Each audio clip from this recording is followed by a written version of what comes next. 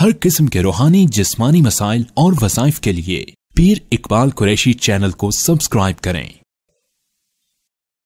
نحمده ونصلي على رسوله الكريم اما بعد فاعوذ بالله من الشیطان الرجیم بسم اللہ الرحمن الرحیم۔ ہم اس وقت باب فتح بیت اللہ سے جنت مالا کے رستے میں ہیں۔ یہ دو مسجدیں آتی ہیں، اس کے بعد مسجد جن آتی ہے۔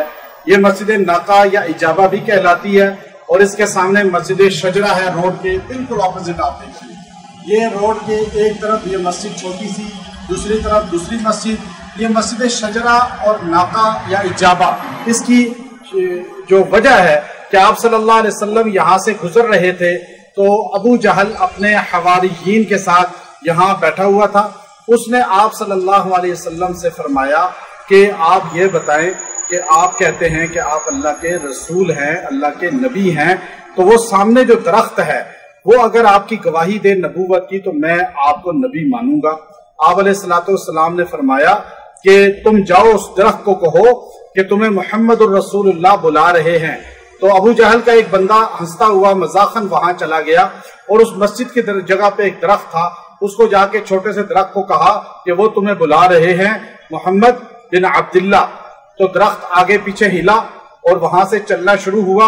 اس جگہ آ کر جہاں میں کھڑا ہوں، یہاں درخت نے سرکار دو عالم صلی اللہ علیہ وسلم کے سامنے حاضری دی۔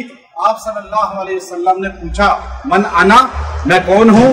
اس نے کہا انت رسول اللہ رب العالمین وخاتم النبیین، کہ جو آپ اللہ کے آخری رسول ہے اور جو آپ کی مانے گا وہ کامیاب ہوگا، جو نہیں مانے گا ناکام ہوگا۔ آپ نے فرمایا کہ اب بتاؤ ابو جہل پھر بھی کلمہ نہیں پڑھا، ہٹ درمی کی۔ جس نے نہیں ماننا ہوتا وہ سب کچھ دیکھ کر بھی نہیں مانتا، اور جس نے ماننا ہوتا ہے وہ ابو بکر صدیق کی طرح نہ دیکھ کے بھی مان لیتا ہے۔ تو یہ جگہ پہ کچھ لوگ کلمہ پڑھ کے مسلمان ہو گئے۔ اس جگہ مسجد بنائی گئی، مسجد اجابہ۔ وہ سامنے جو مسجد ہے وہ شجرہ، جہاں سے درخت چلا تھا، اور یہ مسجد شجرہ آپ دیکھیں پل کے ساتھ ہے، کبری کے ساتھ ہے، اور یہ بھی جگہ جو ہے یہ بھی کبری کے ساتھ ہے، اور یہ دونوں مسجدیں آمنے سامنے ہیں۔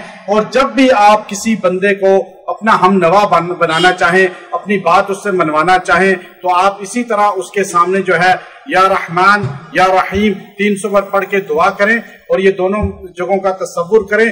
اللہ اس کو آپ کے تابع کرے گا، آپ کی طرف متوجہ کرے گا، آپ کا کام ہو جائے گا، آپ کو سہولت ہوگی۔ وآخر دعوانا ان الحمد للہ رب العالمین۔